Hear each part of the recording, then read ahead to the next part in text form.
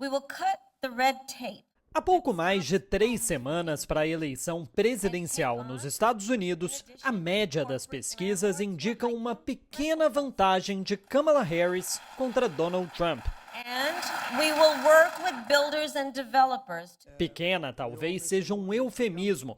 Em estados disputados que decidirão a eleição, como a Pensilvânia e Michigan, a diferença entre a democrata e o republicano é de menos de 1 ponto percentual. A proximidade nas pesquisas parece preocupar mais os democratas. O motivo é simples. Se os levantamentos errarem como erraram em 2020 e 2016, subestimando Donald Trump, o ex-presidente será o vencedor em novembro.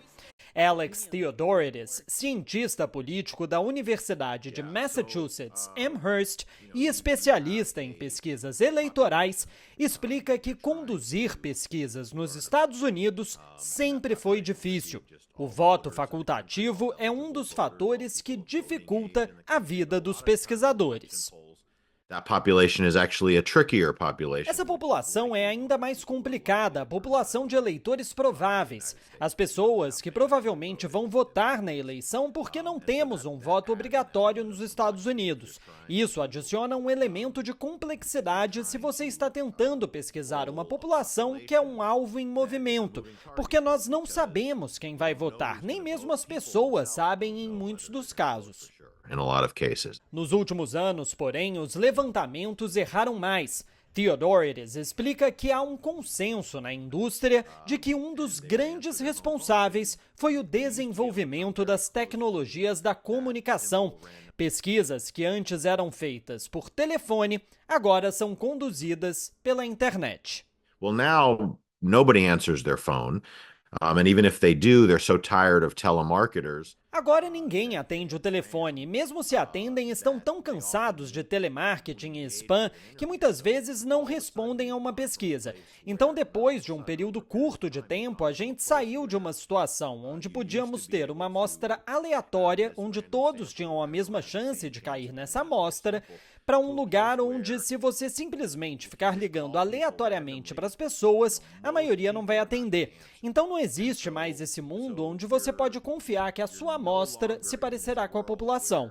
You can expect your sample to look like the population.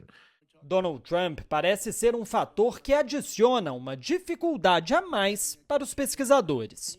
Donald Trump has made it so that there's a certain group of voters.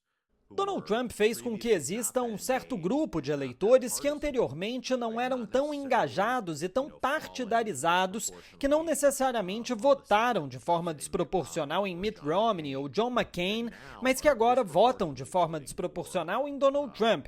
Então, se esses eleitores estão faltando na amostra, você vai ter um problema sério.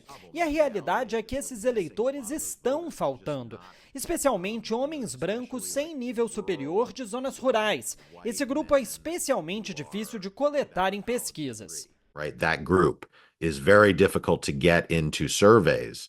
Esse, porém, não é o único fator disruptivo de Donald Trump. A desconfiança em relação à mídia e aos institutos de pesquisa também tem um papel, assim como o voto envergonhado. Andrew Smith, da Universidade de New Hampshire, comenta. We seem to have, and we can't prove this. Parece que existe, e isso é algo que não podemos provar, mas existem evidências e acredito que seja a melhor teoria de por que as pesquisas erraram tanto em 2020, é que muitos eleitores republicanos e especialmente apoiadores de Trump não estavam dispostos a falar com pesquisadores. Eles simplesmente não atendiam o telefone, ou se sabiam que era um pesquisador, diziam que não estavam interessados, ou desligavam, ou diziam que não iam votar, que votariam por um candidato independente, mas eles não estavam dispostos a dizer que votariam em Donald Trump. But they were not willing to say that they were going to vote for Donald Trump.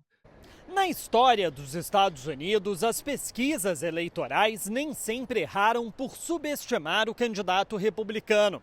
Em 2012, por exemplo, os levantamentos apontavam uma disputa muito mais acirrada entre Barack Obama e Mitt Romney. Durante a apuração, porém, Obama mostrou uma força muito maior. Para Andrew Smith, no entanto, as chances hoje são de que o apoio a Trump seja maior do que o apontado pelos levantamentos. So there is a possibility of underestimating the Harris poll. Existe uma chance de Kamala Harris estar sendo subestimada pelas pesquisas, mas acho que é menor do que a chance de Trump estar sendo subestimado. Quando você pergunta para as pessoas quem é o candidato mais popular, quem é o candidato que as pessoas próximas a você gostam, ou qual candidato é o preferido da mídia, tipicamente é Kamala Harris. Ela é vista como a candidata mais popular e certamente os eleitores democratas estão mais entusiasmados em votar em Kamala do que os republicanos em votar em Trump. Than Republican voters are about voting for Trump. Já o professor de Massachusetts acredita que o trauma das duas últimas eleições podem ter feito com que os institutos superestimem Donald Trump. Is it guaranteed that the surveys É garantido que as pesquisas, incluindo as desse ano, sempre subestimem Donald Trump? Não. É possível, na verdade, que os institutos tenham sobrecompensado e talvez estejam superestimando Donald Trump. Nós não sabemos. A questão fundamental é que você não pode querer mais que essas pesquisas indiquem quem vai ganhar uma eleição apertada. Não tem mais como fazer isso. Não é algo que elas possam nos dizer. it's not something they can tell us? Pedro Paiva, de Nova York, para a TV 247.